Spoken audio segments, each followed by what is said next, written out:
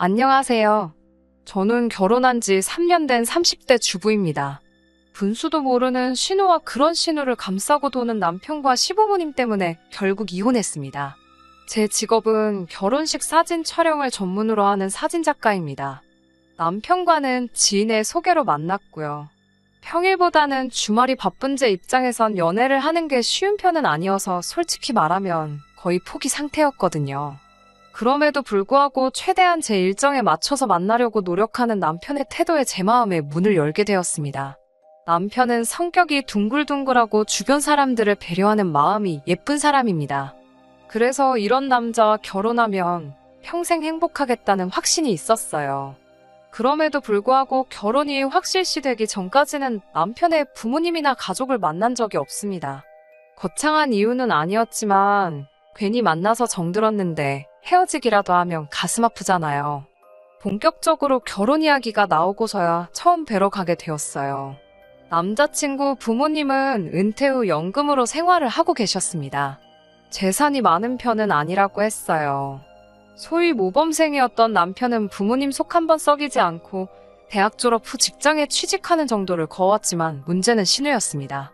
10대 시절 불량 학생들과 어울리던 신우는 커서도 정신을 못 차렸다고 한 번은 남편이 이야기를 해준 적이 있어요. 평소라면 가족이든 남이든 다른 사람에 관한 이야기를 잘하지 않는 남편이 있지만 그날은 취기가 올라서 말실수를 하듯 털어놓은 것이었지요. 며칠 뒤 그때 이야기가 뭐냐고 제가 묻자 남편은 아차 싶은 눈치였지만 결국 자세히 이야기해 주었습니다. 신우는 질 나쁜 친구들과 어울리기를 반복했고 그러다 보니 성적도 하루가 다르게 떨어지더래요. 결국 신우가 갈 수 있는 대학은 어디 산골에 있는 지방대나 가면 모를 거 없었다고 하더라고요. 그나마도 시부모님은 학비를 내줄 테니 어느 학교라도 가라고 하셨지만 신우는 서울을 떠나서 살기 싫다며 안 간다고 했다더군요. 그리고선 여러 가지 직업을 전전했답니다. 네일아트를 해보고 싶대서 몇백을 들여 가르쳤더니 갑자기 미용을 하겠다고 하고 그렇게 또 까먹은 돈이 상당했다고 해요. 어느 날 갑자기 옷 장사를 하겠다며 시부모님이 사는 아파트 단지 내 상가에 새를 얻어 옷을 팔다 그나마도 6개월 만에 때려쳤고요. 지금은 카페를 차려달라며 어지간히 시부모님을 들들 볶는 상태라고 했어요. 자기 여동생인데도 신랄하게 까는 남편의 모습을 보니 본인도 어지간히 이 상황이 갑갑하고 짜증나나 보다 싶더라고요. 아무튼 상황이 그렇다 보니 시부모님께서 여유가 있을 리가 만무했지요. 그나마 시아버지가 오랫동안 공기관에서 근무하신 덕분에 적지 않은 연금이 나오고는 있었지만요. 눈치를 보아하니 신우가 그마저도 탐을 내는 것 같았습니다. 여기까지가 제가 결혼 전 시댁에 대해 느낀 바였어요. 시댁이 경제적으로 여유가 없고 철딱선이 없는 신우가 하나 있다는 게 마음에 걸리긴 했지만 남편 자체로는 아무런 문제가 없었습니다. 결혼이 단 두 사람의 만남이 아니라 두 집안의 만남이라는 말도 알았지만 신우 하나가 그토록 큰 치명타가 돼서 돌아올 줄은 그때는 알 길이 없었지요. 그저 남편이랑 저랑 서로 사랑하고 열심히 살면 모든 것이 좋을 거라고 생각한 순진한 제가 잘못이었을까요? 나이 30이 넘어서 결혼하는데 양가 어른들에게 손을 벌리고 싶지 않았습니다. 그래서 제가 모아놓은 돈 5천과 남편이 모아놓은 돈 3천으로 어떻게든 해결해보려고 했지만 쉬운 일이 아니더라고요. 한참 집값이 천정부지로 오를 때기도 했고 그렇다고 대출을 받자니 시작부터 빚을 낸다는 게 내키지 않았던 것도 사실입니다. 잠못 이루며 소갈이하던 딸의 상황을 알아차리신 친정부모님은 마침 당신들이 세를 준 아파트에 세입자가 사정이 생겨나간다고 했다며 일단 거기라도 들어와 살라고 말씀해 주셨습니다. 이 기쁜 소식을 당장이라도 전화로 전하고 싶었지만 어차피 다음날 만나서 데이트를 하기로 되어 있었고 안도하고 기뻐하는 남편의 모습을 직접 제 눈으로 보고 싶은 마음도 있었기 때문에 꼭 참고 하루를 기다렸습니다. 당연히 예상했던 대로 남편은 미안하고 고맙다며 어쩔 줄 몰라 하며 기뻐했어요. 이제 정말 걱정할 건 하나도 없겠다라며 결혼 준비에 박차를 가했지요. 저는 남편에게 집을 친정부모님께서 해결해 주신 만큼 혼수는 남편이 했으면 좋겠다고 했습니다. 허례허식인 예단과 예물은 생략하자고도 했고요. 둘이 가진 게 없어서 저희 부모님께 도움을 받은 마당에 남들 하는 걸 다 챙기는 건 사치라고 생각했습니다. 저는 시댁에서도 당연히 이런 제 의견에 동의하실 거라 생각했고요. 하지만 사람 마음이 다 제 마음 같은 건 아니더군요. 이미 어느 정도 남편과 제 사이에서 이야기가 오간 상황이었기에 저는 상견례는 단순한 절차 정도로 여겼습니다. 결혼식 전에 양가가 모여 맛있게 식사 한 끼 같이 하는 자리 정도로 가볍게 여긴 제 잘못이었을까요? 시댁과 저희 집 중간에 위치한 한정식 집에 양가가 모였습니다. 처음 한동안은 분위기가 좋았어요. 그런데 혼수와 예단 문제가 나오면서 조금씩 삐그덕거리는 느낌이었습니다. 저희 친정 부모님이 먼저 혼수 이야기를 꺼내셨어요. 그러자 시부모님께서는 요즘에는 가전제품 딸린 집들도 많은데 기왕이면 그런 집을 해주시지 그러냐고 묻더라고요. 저는 제 귀를 의심했습니다. 시어머니의 예상치 못한 말씀에 저희 친정부모님도 당황하신 눈치였어요. 그 상황을 알고 그러시는 건지 모르고 그러시는 건지 시어머니는 계속해서 말씀을 이어가셨습니다. 그냥 그 오래된 아파트는 남한테 세를 주시고 그 전세금 받은 걸로 아이들 작은 오피스텔이나 하나 사주시면 어떠냐고요. 그러면 뭐 따로 가전제품 같은 거 안 사도 되고 좋지 않냐고요. 듣다 못한 친정어머니가 그럼 그 세입자 나갈 때는 아이들 오피스텔이라도 팔아서 전세금을 줘야 하냐고 웃으며 물으셨습니다. 그러자 시어머니는 애들 사는 집을 팔면 애들은 어디 가서 사냐고 되물으셨는데 듣고 있는 제가 다 어이가 없더라고요. 남편도 저랑 같은 생각이었는지 시어머니를 말리며 무슨 소리를 하시는 거냐고 그만하라고 한마디 하더라고요. 시어머니는 궁시렁거리시며 잘난 네가 다 알아서 하라고 남편에게 한마디 하셨고요. 제가 생각한 상견례하고는 분위기가 많이 달랐습니다. 시아버지는 원래도 말수가 많은 편은 아니시거든요.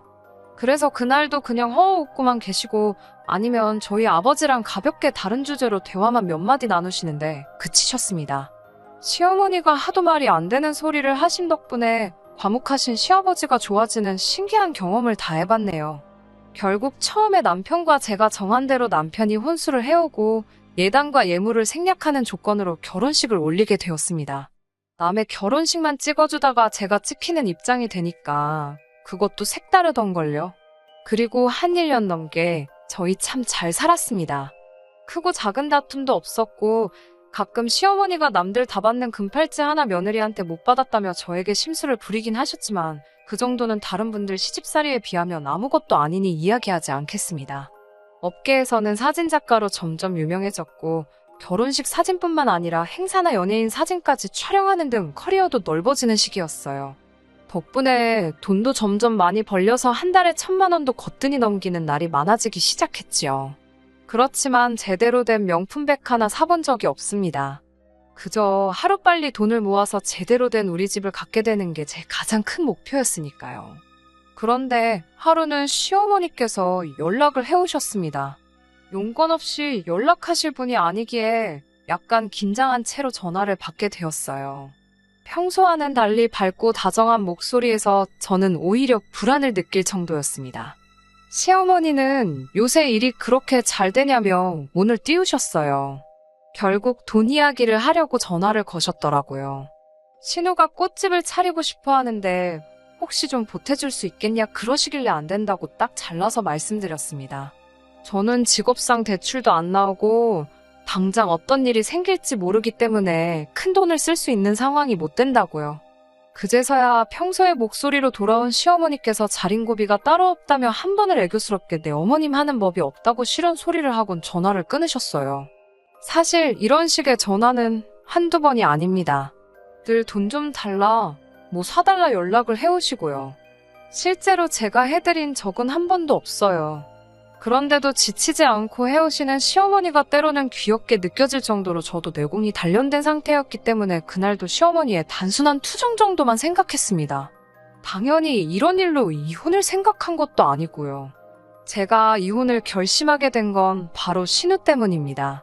단순히 제가 올케라서 그런 건지 아니면 무슨 이유가 있어서인지 신우는 늘 저에게 적대적이었어요. 처음 결혼 전 신우를 한두 번 정도 만난 적이 있었는데 그때 저에 대한 개인적인 것들을 물어왔습니다. 저는 대답할 수 있는 선에선 솔직히 말해주면서 언니로서 작은 조언 같은 걸 몇 개 한 적이 있어요. 정말 단순한 영어 공부 열심히 해라. 진짜 하고 싶은 게 뭔지 궁리해봐라 그런 것들요. 그런데 남편 말이 신우가 그 이후로 저를 너무 미워하고 불편해한다더군요. 솔직히 어이없고 이해는 안 되었지만 가는 사람 잡아서 뭐하나요. 저도 그렇게 신우랑 적당히 거리를 두고 살았기에 그동안 크게 미워할 일도 좋아할 일도 없었습니다. 따라서 그런 신우 때문에 제 결혼 생활이 파탄날 거라곤 짐작조차 하지 못했지요. 하루는 신우가 저에게 연락을 해왔습니다. 결혼하고 정말 처음으로 신우한테 먼저 전화가 온 거였기 때문에 놀랍고 반가운 마음이 반반이었어요. 아가씨 무슨 일이냐고 물으니 신우가 한껏 자신만만한 목소리라고 할까요? 자기 결혼할 사람이 생겼는데 저에게 제일 먼저 말해주고 싶었답니다. 저는 제가 신우에게 그렇게 의미 있는 사람일 거라고는 생각도 못했기에 또 한 번 놀랍고 반가웠지요. 뭐 하는 사람이냐고 물으니 해외에서 살다가 얼마 전 국내 굴지에 대기업에 입사한 미남이라고 하더군요. 자기 입으로 남자친구를 그렇게 묘사하는 것조차 너무 귀엽던걸요. 어디서 살다 온 사람이냐고 물으니 또 마침 제가 대학 시절 유학하던 그 지역이더라고요. 세상이 이렇게 넓은데 이런 우연이 있나 싶어서 반가웠어요. 저는 신우에게 언제 한번 오빠랑 해서 넷이 밥이나 먹자고 했습니다. 사실 신우가 저를 싫어한다고 해서 거리를 둔 거지 저는 여동생도 언니도 없었기 때문에 여자 자매가 하나 있으면 좋겠다고 늘 생각했었거든요. 이 기회를 통해 신우와 친해지면 좋을 것 같다는 생각도 했네요. 얼마 후 저와 남편, 신우와 신우 남자친구까지 넷이서 서울 시내에 있는 퓨전 레스토랑에서 만나게 되었습니다. 그런데 그 자리에서 전 좀 이상한 느낌을 받았어요. 아무래도 그 넓은 미국 땅에서 같은 지역이라니 생각할수록 신기하고 반갑더라고요. 제가 먼저 신우 남자친구에게 말을 걸었습니다. 그 지역에 있어 봤다면 충분히 알 법한 그런 것들이요. 어디 학교 샌드위치가 맛있지 않냐든가. 게다가 대화하다 보니 제가 교환학생으로 갔던 대학을 그 사람도 졸업했더라고요. 그런데 제가 반가운 마음에 학교 이야기를 몇 가지 물었는데 신우 남자친구가 시원하게 대답을 못하더라고요. 잘 모르겠다던가 기억이 잘 안 난다는 말로 두리뭉실 넘어가는 기분이었습니다. 그러면 안 되는데 제 마음속에서 의심이 스멀스멀 피어오르더라고요. 저는 신우 남자친구에게 그런 걸 묻지 않고 대신 두 사람이 어떻게 만난 건지 뭐 그런 시시콜콜한 연애사를 들어주며 식사를 하고 즐거운 시간을 보냈습니다. 남편은 그렇게 신우가 싫다고 했으면서도 막상 여동생이 결혼할 남자라고 데리고 와서 그런지 기분이 좋은 눈치였어요. 집으로 돌아와 씻고 자려는데 신우에게 연락이 왔습니다. 오늘 전부 다 감사한데 남자친구가 미국에서 있던 기억이 좋기만 한 건 아니라서 대답을 잘못했다며 미안하다고 전해달랬다고 하더군요. 또 그 말을 들으니 그럴 수도 있겠다. 내가 배려가 없었나 싶어서 미안한 마음이 살짝 들었네요. 그렇게 신우의 결혼식도 조금씩 준비가 되어가기 시작했습니다. 그런데 역시 문제는 돈이었어요. 저야 친정에서라도 도와줘서 결혼을 할 수 있었지만 문제는 시댁이 이번에도 신우를 도와줄 만큼 경제적 여건이 되질 않았지요. 남편을 통해 듣자 하니 신우가 울고불고 난리가 났더랍니다. 결혼만 하면 사모님 소리 들으며 살 수 있는데 이러다간 결혼도 못하게 생겼다며 어디서든 돈을 구해오라고 나이든 시부모님을 달달 볶는다고요. 하지만 직장도 없고 갚을 능력도 안 되는 시부모님께 대출을 받아오라니 말도 안 되는 소리였지요. 그래서인지 다시 온 가족의 기대가 저를 향하는 느낌이었습니다. 당연히 저는 안 된다고 버티는 상황이었고요. 저는 신우에게 일단 그쪽 부모님을 만나보라고 제안했습니다. 그러자 신우 말이 자기 남자친구와 어머니는 너무 바쁘신 분이래요. 얼마 전에도 외국에 볼 일이 있다며 나가셨다며 상견례도 못 하실 것 같다고 하셨답니다. 일단 신우 돈으로 결혼 준비하고 날짜랑 다 잡으면 결혼식 당일날에는 들어오기로 하셨다나요. 솔직히 딱 들어도 말이 안 되는데 어찌된 영문인지 신우뿐만 아니라 남편과 시부모님 모두 그럴 수도 있지 않냐는 식이었습니다. 말도 안 된다고 하는 저에게 찬물 끼얹지 말라더군요. 저도 머리 아픈 일에 끼어들어서 괜히 싫은 소리나 듣는 상황이 짜증나서 알아서들 하세요란 마음으로 내버려두고 제 본업에 열중하며 시간을 보냈습니다. 막말로 신우가 진짜 사모님 소리 들을 만한 집에 시집이라도 가면 축하하면 되는 거지 뭐 제가 형사도 아니고 들쑤시고 다닐 필요가 없잖아요. 그리고 얼마 후 남편이 하루는 저에게 정말 딱 1,000만 원만이라도 빌려주면 안 되냐고 묻더군요. 신우 때문이냐고 그러니까 그래도 여동생 시집 가는데 오빠로서 좀 보태주고 싶어서 그런답니다. 남편도 적게 버는 게 아닌데 돈 1,000만 원 때문에 저에게 부탁을 하는 게 쉽게 이해가 되지 않았어요. 모아둔 돈을 다 어쨌냐고 물으니 얼버무렸고 추궁을 하니 실토를 하더군요. 신우 남자친구가 좋은 투자처가 있다며 자기 믿고 투자하라고 꼬셨다는 거예요. 마늘밭에 묻어둔 돈이다 생각하고 3년 뒤에 열어보면 대박이 나 있을 거라나요. 그럼 투자했다는 그 회사가 어디냐? 증거서류 같은 건 어딨냐고 물으니 그것도 다 자기가 관리해준다며 신우 남자친구가 가지고 있답니다. 어처구니가 없었고 저는 남편에게 일단 제가 생각 좀 해보겠다며 기다려달라고 했어요. 또 다시 제 마음속에서 신우 남자친구에 대한 의구심이 싹트기 시작했습니다. 어찌됐건 신우는 제 가족인데 에라 모르겠다라는 심정으로 내버려두기도 그렇더라고요.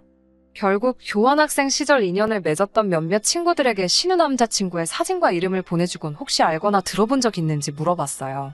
서울에서 김서방 찾기 같았지만 그래도 혹시나 하는 마음에 시도라도 해본 거지요.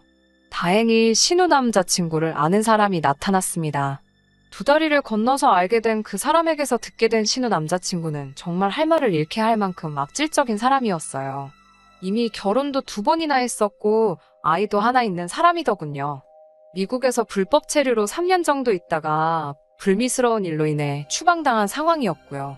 아주 파렴치한 사람으로 소문이 파다하다고 했습니다. 어쩌다 그런 남자에게 신우가 걸린 건지 한시라도 빨리 신우를 만나 정신 차리게 해야겠다는 생각뿐이었네요. 남편에게 부탁해 신우를 불러내 셋이서 카페에 모였습니다. 저는 제가 알아낸 사실을 신우와 남편에게 들려주었어요. 그런데 신우의 반응은 제 예상과는 너무 달랐습니다. 저더러 언니는 왜 무슨 자격으로 상대방 동의도 없이 뒷조사를 했냐면서 진짜 예전부터 잘난 척 해대는 거 정말 재수없었다는 거예요. 좋은 일 하려다가 뺨 맞는 기분이었습니다.